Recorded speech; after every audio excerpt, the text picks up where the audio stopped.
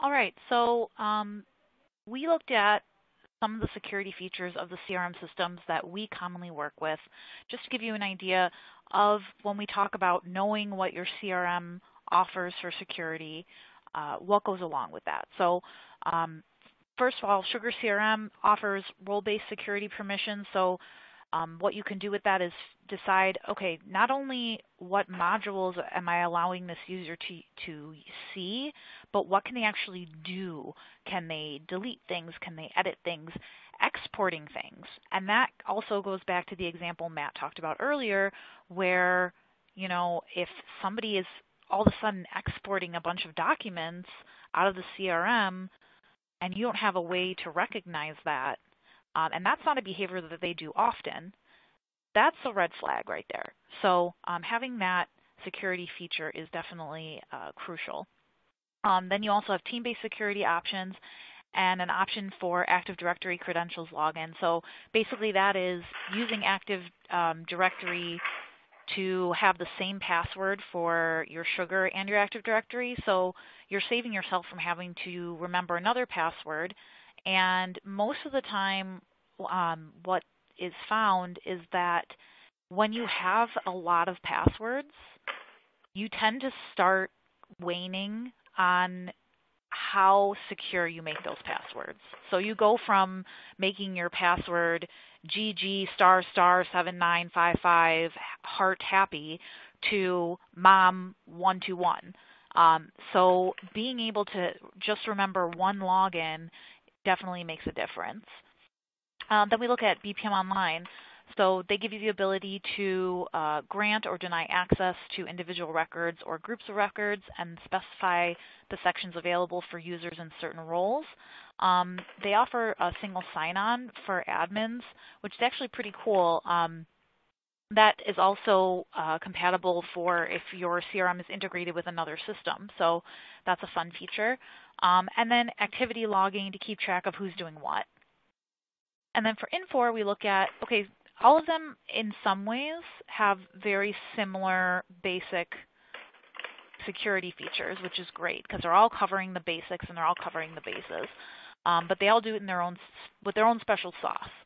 So with Infor, the admin can control the access to interface elements like the pages or the toolbars or the buttons or the menu items. User roles have secure action controls. There's field-level security. So basically on a field-by-field level, they're determining if a user can read or write data in a particular field, or if they can have read only in a particular field, or just literally not see the data at all in that field. And then when we talk about team controls, that's showing what records you can see. So for an example, if an account is owned by the Midwest team and you're on the Midwest team, then you can see that account and its contacts and its opportunities and all the tickets and things associated with it. But if you're somehow not on that team, you don't have access to any of that. And one thing to note, particularly with Infor, is they're coming out with a new version. I believe it's 18.1 in a few months, and that is supposed to have updated security features. We don't have any details on that just yet, but stay tuned. And if you use that product, I would keep an eye out for that upcoming release. All right. All right. Steps for setting up a CRM security monitoring strategy. Just the basics, guys. Document what already exists. Oh, I know what I wanted to share with you guys. We use a tool called IT Glue. You can use an intranet or a wiki or an internal wiki on a server, and all your processes and all your systems should be in there. So we use IT Glue because it organizes everything for us. Domain versus application, everything's searchable. So if everybody has access to that, you're good to go. It beats the heck out of a spreadsheet or a Word document you have a hard time searching through. So just a little share there. What do you already have in place? Map everything out. Have a working lunch and go through and whiteboard what you have and what needs to be done, and put dates on it and put people's names on it. Where there's some inadequate security practices, and give yourself hold yourself accountable, and you'll continue to get better. The same stuff: who has access at what level, how do they access the CRM, is it remote, is it internal, policies on personal devices, kind of like what we talked about. They need to be secure. Phones, mobile device management, there really is no super antivirus or anti-malware for phones. That's not a huge problem, but it can be. Case in point, with the last little story I gave you guys. So just be aware that it does happen, and it is out there. And iPhones can get hacked. Droids are much easier to hack, because it's more open source.